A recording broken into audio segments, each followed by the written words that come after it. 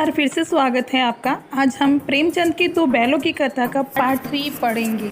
जब हीरा और मोती ने अपने प्रयास द्वारा सभी जानवरों को आज़ाद कर दिया, तब आधी रात से ऊपर जा चुकी थी। दोनों गधे अभी तक खड़े सोच रहे थे कि भागे या ना भागे, और मोती अपने मित्र की रस्सी तोड़ने में लगा हुआ था। जब वह हार गया तो हीरा ने कहा, तुम जाओ, मुझे यहीं पड़ा रहने दो, शायद कहीं भेंट हो जाए, मुलाकात हो जाए। मोती ने आंखों में आंसू लाकर कहा, तुम मुझे इतना स्वार्थी समझते हो हीरा? तुम इतने दिनों तक एक साथ रहे हैं, आज तुम विपत्ति में पड़ गए हो तो मैं तुम्हें छोड़कर अलग हो जाऊं? हीरा ने कहा, बहुत मार पड़ेगी, लोग समझ जाएंगे ये तुम्हारी शरारत है। मोती गर्व से बोला, जिस अपराध के लिए तुम्हारे गले में बंधन पड़ा, उसके लिए अगर मुझ पर मार पड़े तो क्या चिंता। इतना तो हो ही गया कि 9-10 प्राणियों की जान बच गई, वे सब तो आशीर्वाद देंगे। तो इस तरह हीरा की रस्सी ना टूटने पर मोती भी वहीं पर रुक गया, और इस तरह दोनों मित्र दूसरों को आज़ाद करते हैं लेकिन खुद वहीं रुक जाते हैं। और ये कहते हुए मोती ने दोनों गधों को सींगों से मार मार कर बाड़े के बाहर निकाला, तब अपने बंधु के पास आकर सो गया। भोर होते ही मुंशी और चौकीदार तथा अन्य कर्मचारियों में कैसे खलबली मची, इसके लिखने की ज़रूरत नहीं थी। बस इतना ही काफ़ी कि मोती की खूब मरम्मत हुई और उसे भी मोटी रस्सी से बांध दिया गया, क्योंकि सभी जानवर भाग चुके थे और अकेला मोती ही ऐसा था जिसके गले में रस्सी नहीं थी। इसीलिए सब यही समझ रहे थे कि ये सारी शरारत मोती की है। सप्ताह तक दोनों मित्र वहाँ बंधे पड़े रहे। किसी ने चारे का एक तिनका भी न डाला। हाँ, एक बार पानी दिया जाता था, यही उनका आधार था। मतलब वे पानी पर ही रह रहे थे, वहीं पे जी रहे थे। दोनों इतने दुर्बल हो गए थे कि उठा तक ना जाता था।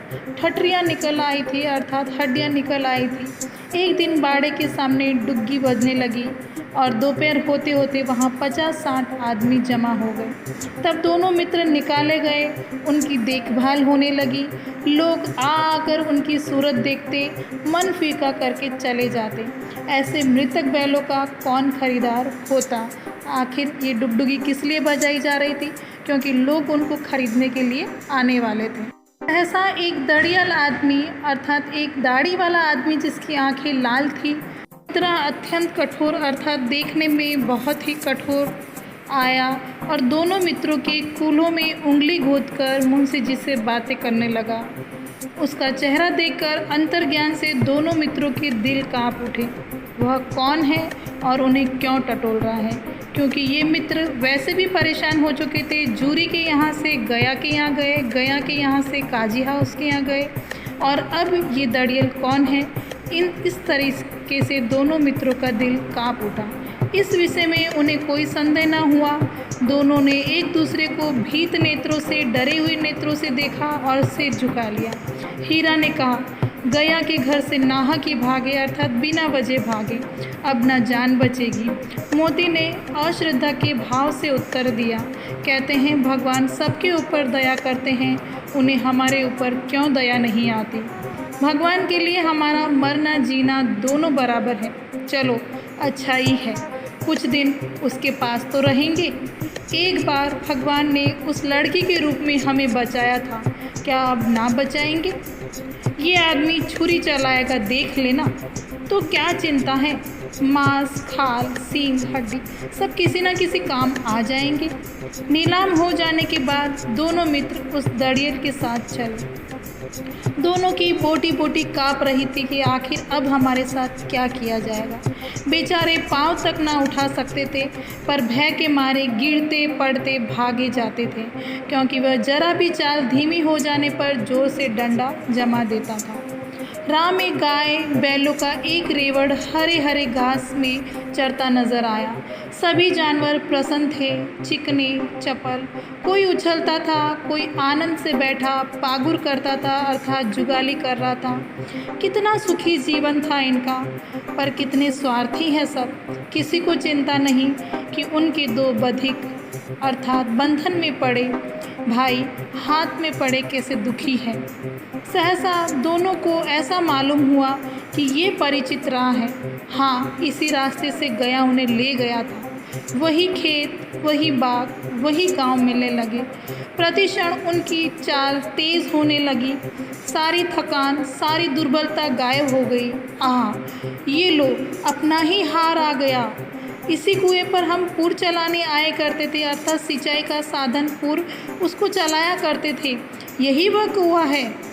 मोती ने कहा, हमारा घर नगीच आ गया, समीप आ गया। हीरा बोला, भगवान की दया है, मैं तो अब घर भागता हूँ। ये जाने देगा? इसे मैं मार गिराता हूँ। नहीं नहीं, दौड़कर थान पर चलो, वहाँ से हम आगे ना जाएंगे। दोनों उन्मत्त होकर, मस्त होकर, बछड़ों की भांति कुलेले करते हुए, आवाज़ें करते हुए घर की ओर दौड़े। वह हमारा थान है। दोनों दौड़कर अपने थान पर आए और खड़े हो गए। दड़ियल भी पीछे पीछे दौड़ा चला आता था। झूरी द्वार पर बैठा धूप खा रहा था। बैलों को देखते ही दौड़ा और उन्हें बारी बारी से गले लगाने लगा। मित्रों की आंखों से आनंद के आंसू बहने लगे। एक झूरी का हाथ चाट रहा था। दड़ियल ने जाकर बैलों की रस्सियाँ पकड़ ली। झूरी ने कहा, मेरे बैल हैं। तुम्हारे बैल कैसे? मैं मवेशी खाने से नीलाम लिए आता हूँ। ये किसने कहा? दड़ियल ने कहा, मैं तो समझा हूँ चुराए लिए आते हो। चुपके से चले जाओ, मेरे बैल हैं, मैं बेचूंगा तो बिकेंगे। किसी को मेरे बैल नीलाम करने का अख्तियार नहीं है, हक नहीं है। जाकर थाने में रपट कर दूंगा। ये मेरे बैल हैं। इसका सबूत ये है कि मेरे द्वार पर खड़े हैं। दड़ियल छल्लाकर अर्थात चिढ़कर बैलों को जबरदस्ती पकड़ ले जाने के लिए बढ़ा। उसी वक्त मोती ने सींग चलाया। दड़ियल पीछे हटा। मोती ने पीछा किया। दड़ियल भागा। मोती ने पीछे दौड़ा। गांव के बाहर निकल जाने पर वह रुका, पर खड़ा दड़ियल रास्ता देख रहा था। दड़ियल दूर खड़ा धमकियां दे रहा था, गालियां निकाल रहा था, पत्थर फेंक रहा था और मोती विजयी शूर की भांति उसका रास्ता रोके खड़ा था। गांव के लोग ये तमाशा देखते थे और हंसते थे। जब दड़ियल हार कर चला गया तो मोती अकड़ता हुआ लौटा। हीरा ने कहा, मैं डर रहा था कि कहीं तुम गुस्से में आकर मार ना बैठो। अगर वह मुझे पकड़ता तो मैं बेमारे नहीं छोड़ता। अब ना आएगा, कभी आएगा तो दूर से ही खबर लूँगा, देखूं कैसे ले जाता है। जो गोली मरवा दे तो मर जाऊंगा, पर उसके काम तो ना आऊँगा। हमारी जान तो कोई जान ही नहीं समझता, इसलिए हम इतने सीधे हैं। ज़रा देर में नांदों में खली, भूसा, चौकर और दाना भर दिया गया। दोनों मित्र खाने लगे।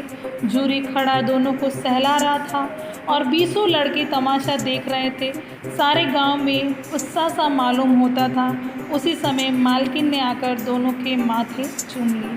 तो इस तरह हीरा और मोती अपने घर अर्थात झूरी के घर सही सलामत पहुंच जाते हैं। झूरी और उसकी पत्नी और हीरा और मोती, सारा परिवार बहुत ही प्रसन्न नज़र आता है।